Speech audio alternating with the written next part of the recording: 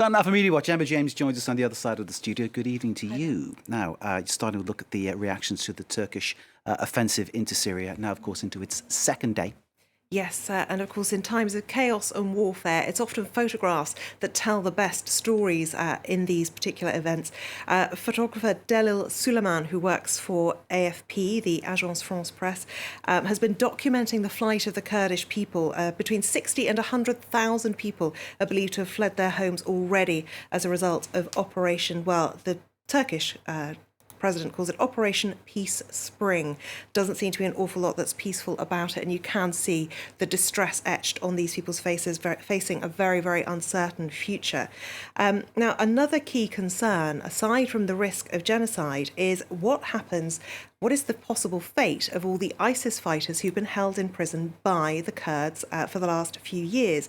Donald Trump, the US president, sought to allay some fears about it by tweeting about it, saying, in case the Kurds or Turkey lose control, the United States has already taken the two ISIS militants tied to beheadings in Syria, known as the Beatles. Now, I don't think it's just two who've been carrying out beheadings, so I'm not sure how much people will feel safer at the idea that they've been taken to a secure location. There are many more who remain. And there's a story in the Business Insider, which again makes a particularly chilling reading, because they are reporting on the fact that ISIS have a plan to actually carry out a jailbreak, as many as 70,000 people supporting ISIS. Not all of them fighters. It's around 12,000 fighters. The remainder are the wives and children of those ISIS fighters. They've spoken to an unnamed NATO official who says, we know they're plotting something, but the resources to stop them just aren't available. They've also spoken to a former fighter who was a member of ISIS, is no longer, who says that prisoners have maintained contact with the leadership of ISIS throughout their incarceration, using Telegram and WhatsApp to contact them. He says these are very careful people. They will have planned to attack at the perfect time and will have trucks and guns waiting for all the men they free. So very chilling stuff there, because that is one of the main concerns. What will happen to these people who we know are radicalized, who we know are dangerous, and could end up being able to emancipate themselves during this incursion by Turkey. A lot of people talking. Really, it's a propaganda warfare out there right now. There have been deaths on both sides. A word of warning, if you are looking at the hashtags relating to this, both sides are publishing photographs of dead children. This gentleman, who is the Independent's Middle East correspondent, says this: no amount of Orwellian language, Operation Peace Spring or Safe Zone, can sanitize what this offensive actually is. This person saying, Kurdish blood is on the hands of every isolationist, Democrat or Republican. This is what your hands off Syria and US out of Syria protests have gotten us. Curse you. And the hashtag Kurdish genocide. That story, of course, continues and will continue for the foreseeable future as we know it. Now then, the Rugby World Cup, complete change of tone here, taking place in Japan, has been thrown into some kind of turmoil because two key matches have just been cancelled because of the typhoon that's swooping in. Yes, absolutely. It is unprecedented, but there weren't too many solutions to hand for the organisers.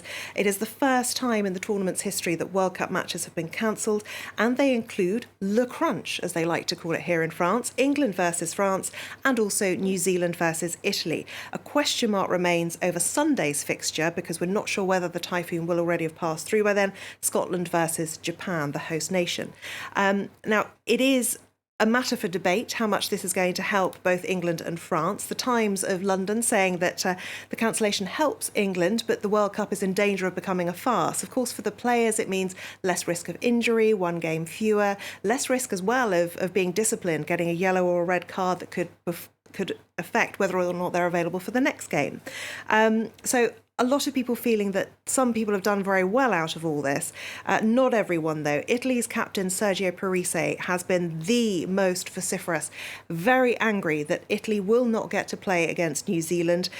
He said, sure, everyone might think that Italy versus New Zealand being cancelled counts for nothing because we'd have lost anyway, but we deserve to be respected as a team. And it's fair enough. He is the captain of Italy. He's played 142 games for the Azzurri.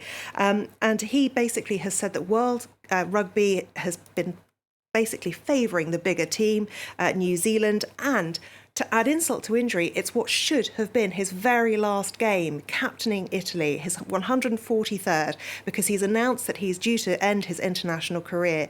And it is a very, very sad way for him to bow out. This person saying safety is paramount always, but Parisse is so right in what he's saying. Although unlikely, Italy could still have qualified. Another supporter of his saying he's a true icon of the modern game. He is and always has been one of the best players on any given pitch. Feel for him, deserved an awesome send-off. Now, of course, the other big question mark is Scotland, because Scotland could go out courtesy of the weather. This person saying Scotland specialises in disappointing cup exits. If we're knocked out by nature, we can just tell everyone we would have won the cup. Interesting, though, to get this perhaps back in perspective a little bit, the Japanese number 2, Shota Hori, has said that he is actually worried about whether or not the typhoon is going to hit his home, and that does rather put it back in perspective. After all, it is just a game, and people's lives and homes are very much at risk in Japan. Indeed, and that's what we should remember. One of my French rugby playing friends said France are now just 3 typhoons away from perhaps winning the World Cup, which is a funny way to end it. But that point about the Japanese hookers' hometown is really important. Emma, thank you very much indeed. Emma with Media Watch.